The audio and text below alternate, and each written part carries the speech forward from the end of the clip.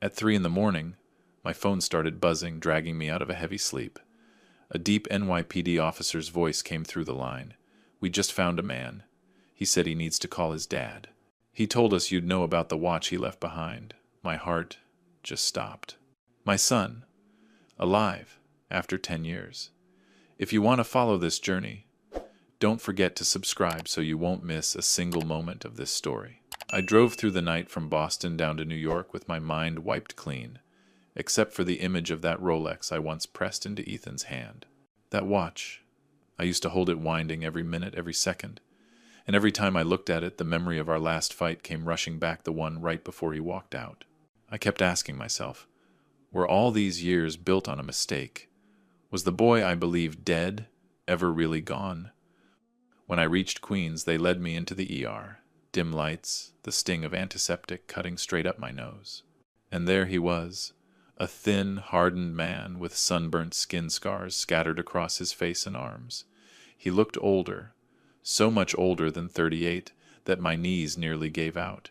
He didn't say much, just one line, I need to call my dad. He knows about the watch. That voice, deep, warm, a voice I thought I'd buried a decade ago, stabbed right into me. I stepped closer, taking in every detail. His face was warped, his eyes distant, but his hand still held that rough silver ring, and I knew it instantly. It was an exact replica of the ring Ethan once made for Clara Mather, the girl from high school he used to tell me about, those foolish little dreams, all the harmless trouble they got into. I exhaled heavy, a mix of anger and fear twisting in my chest. How the hell did he survive 10 years? And why was Clara still haunting whatever was left of his memory? So I tested him something only we would know. I asked about the scar on his right shoulder, the star-shaped burn he got when he spilled hot oil on himself at 7. He didn't answer, just stared past me, lost. But when I gently pulled back his sleeve, the scar was there, faded but clear. I couldn't speak. My son was here, even if his body and mind had been scraped down to something I could barely recognize. I asked him about other memories, the old house, our life back when he was little. Nothing. Just silence, a blank stare. But then when I mentioned the watch, his voice softened. His eyes flickered one quick spark, like some buried piece of his past was clawing its way back. The watch. I forgot. But you... He stopped, took a long breath, and I knew, one right touch, one right word, and everything could come flooding back. A nurse came in then saying they needed information to run an emergency DNA test. I agreed, instantly. No hesitation. For 10 years I'd lived with guilt, confirming his death from a charred body in a hotel fire, letting grief and regret crush me until I believed I had no chance left to make anything right. But now, that chance sat in front of me, thin, scarred, but alive. I put a hand on his shoulder, mechanical, stiff, but a promise all the same. "Ethan, if you can hear me, just know, I won't leave you again." He didn't answer, just looked at me with eyes full of fear and curiosity. I understood. This road would be long, it would hurt, but I wasn't letting him slip away again, not into broken memories, not into 10 stolen years.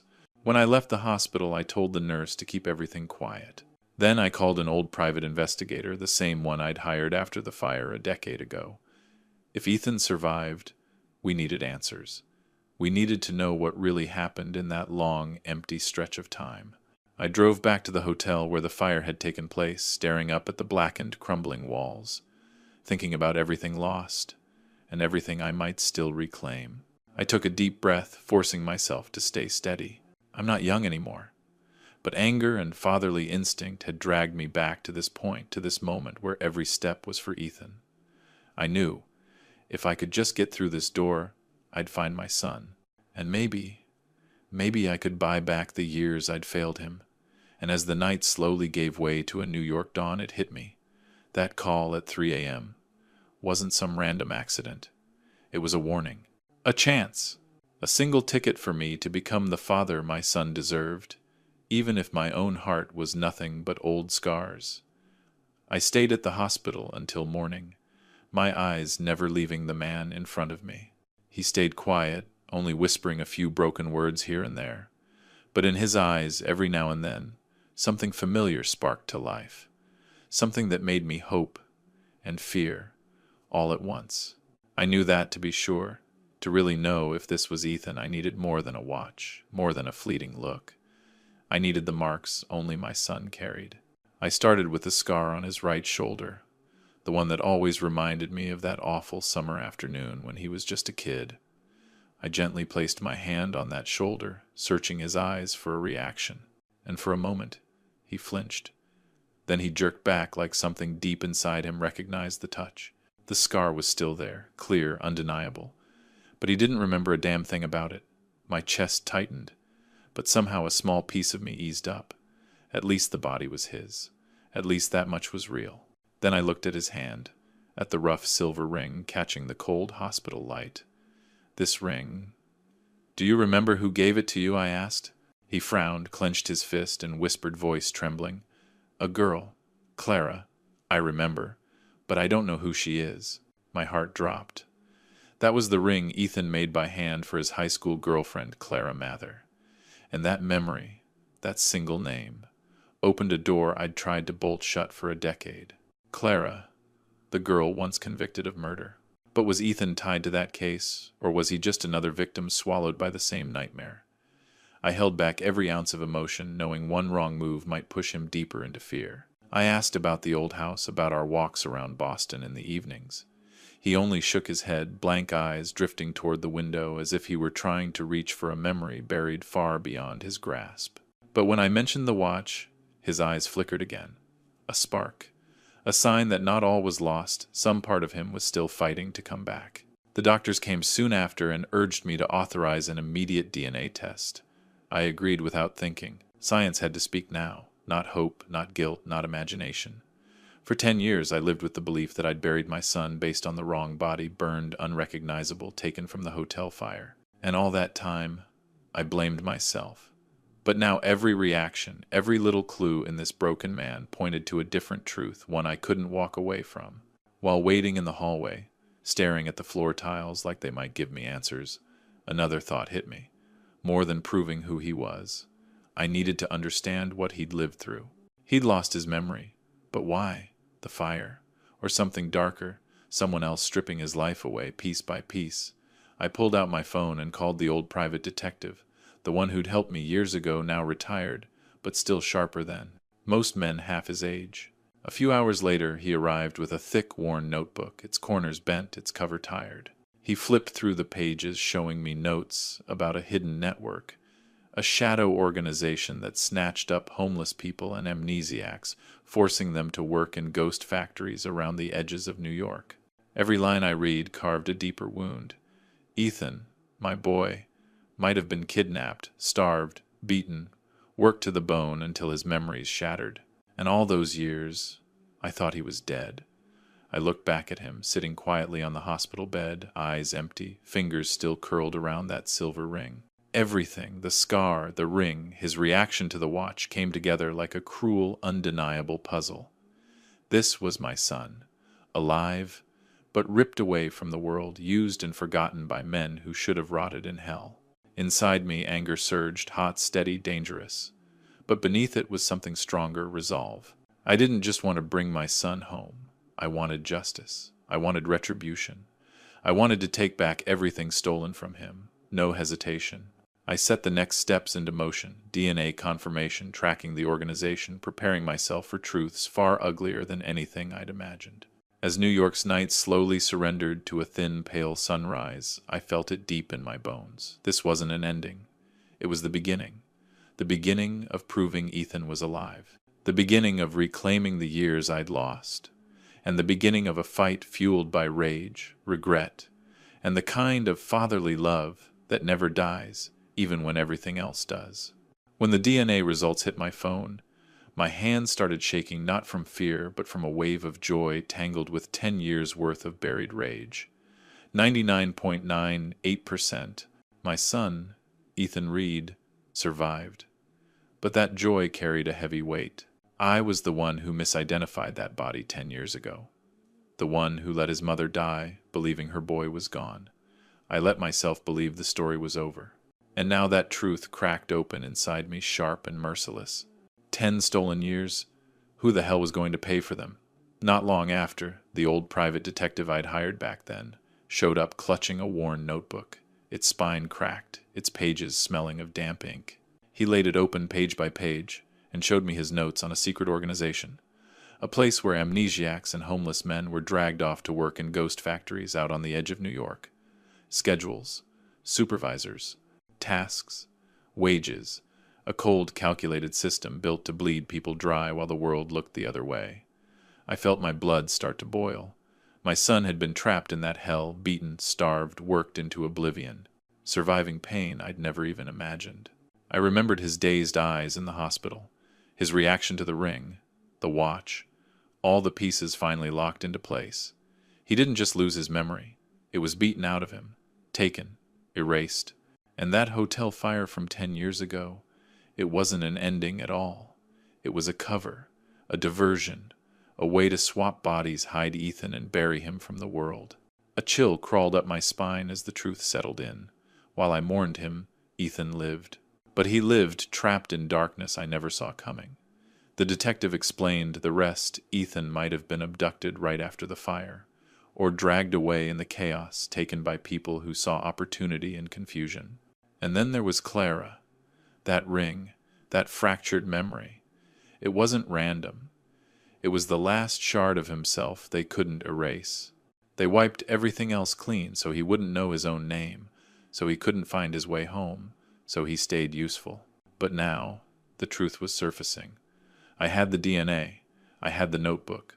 I had the scars, the ring, the reactions. The evidence was lining up like fate refusing to stay quiet.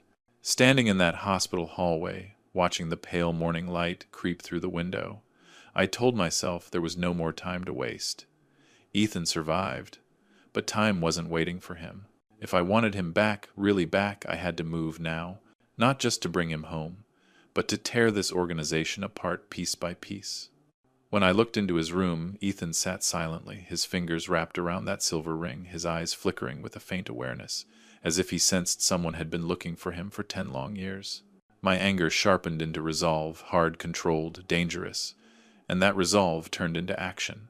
I called the NYPD, gave them every scrap of new information, pushed them to reopen the old hotel fire case for the first time to chase the truth instead of the ashes. I thought about the way this organization preyed on the weak, twisted their lives, turned people like Ethan into shadows. And yet, he endured, his body broken, his mind scarred, but still holding on. I felt pride and fury rise together, an ugly, powerful mix.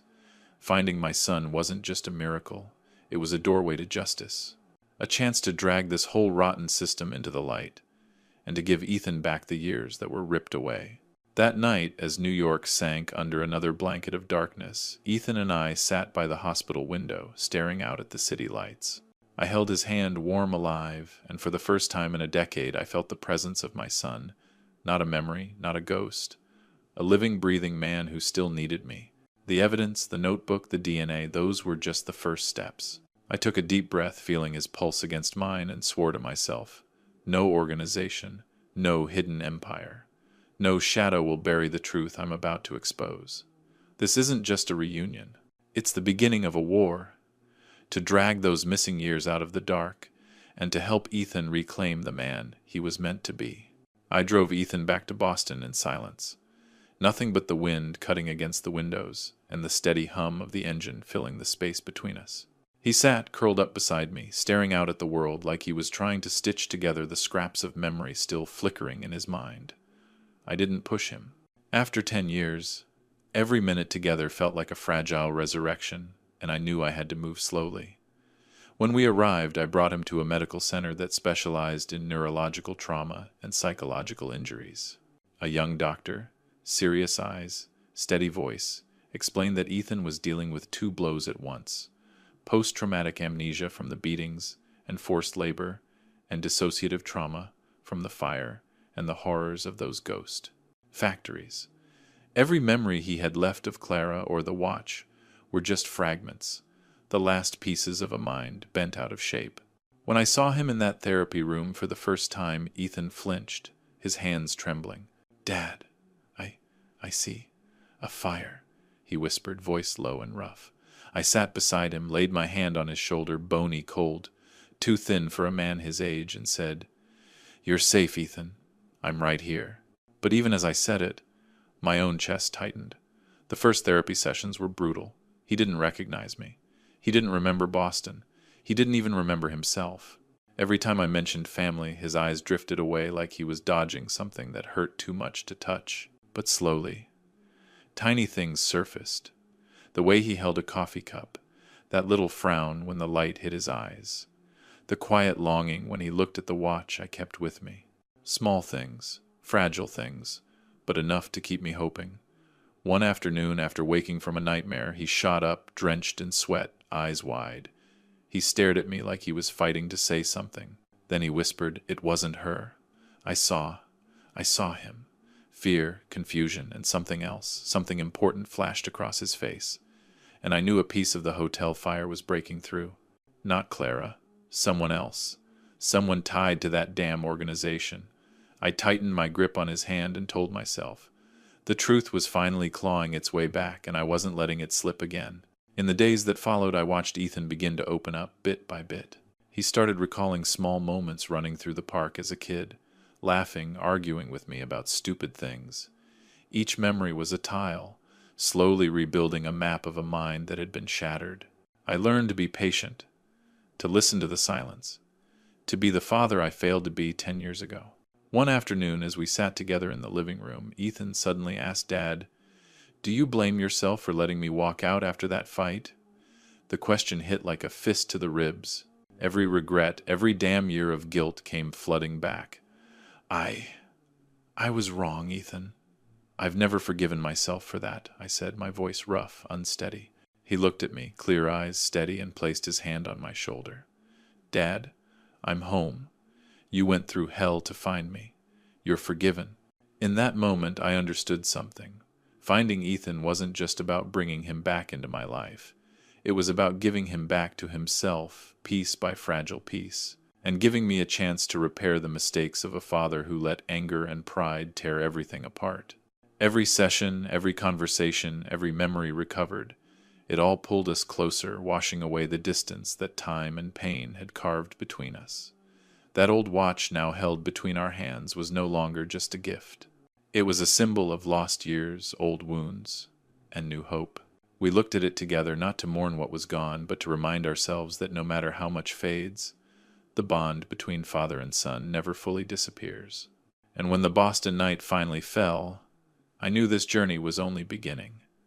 Ethan still had a long road ahead, healing, facing the truth of those missing years, but this time I wasn't letting him walk it alone. We were given a second chance. A chance to rebuild, to love, and to find ourselves again. 3 months passed since the day I brought Ethan back to Boston. Not a long stretch of time, but for him, every single day was a battle between scattered memories and the present, between fear and the fragile hope he was trying to hold on to. I stayed close step by step. A father, a companion, a guard. Every therapy session, every quiet conversation felt like another brick laid onto the bridge we'd lost for 10 long years. Ethan started relearning the ordinary things, eating on his own, walking without hesitation, noticing the world around him, even laughing again. But what moved me most wasn't any of that. It was the moment he realized he could trust the man who once let him slip away. One morning as we sat in the park, he suddenly asked Dad, "Do you remember when we used to fight over the model boat?" I looked at him and let a slow smile crawl up. "I remember, and I'm still mad you ruined that damn sail." Ethan laughed, his first real laugh in 10 years. Warm, full, alive. I understood then. Making a fresh start wasn't just about healing the body or retrieving memories. It was about rebuilding trust, rebuilding connection, filling in the empty spaces that pain had carved out. We started doing small things together, shopping for groceries, fixing breakfast, even repairing that old Rolex I gave him before he walked out. Tiny details. But each one pulled us closer. One day, Ethan looked at me with a seriousness I hadn't seen before. His voice trembled. "Dad, do you think I can start over? Do you think I can live without being afraid of my own memories?" I put my hand on his shoulder, felt its warmth, felt his heartbeat. "You can, Ethan. And I'm here." "I'm not leaving again," I said, my voice low steady. In that moment, I realized being a father wasn't just about teaching or protecting.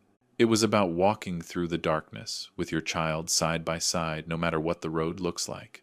Eventually, Ethan found work at the Boston Maritime Museum, a place where his love for history and discovery could breathe again.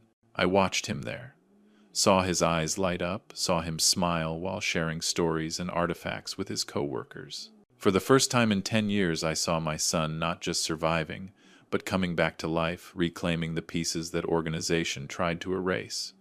But the most important part wasn't the job or the memories. It was forgiveness. One late afternoon, Ethan took my hand, eyes glistening. "Dad, I'm home. I forgive you for everything. I know you tried to find me, even if it was too late." Every word cut through the guilt I'd carried for a decade. "You forgave me, and I forgive myself," I whispered back, voice shaky but freed. We looked at the old watch again, once just a timepiece, now a symbol of years lost, and somehow restored. It wasn't about marking hours anymore. It was about patience, endurance, and the stubborn faith between a father and son. I realized then, even though 10 years had slipped away, we still had a second chance to love, to protect, to live fully beside each other. And when night fell over Boston, Ethan and I sat by the window city lights, reflecting in his eyes. That moment, I finally understood that being a father wasn't about authority or burden. It was patience. It was listening. It was forgiveness. And walking side by side through whatever life had broken. Ethan squeezed my hand a little tighter, as if telling me those lost years didn't matter anymore. We had found each other again.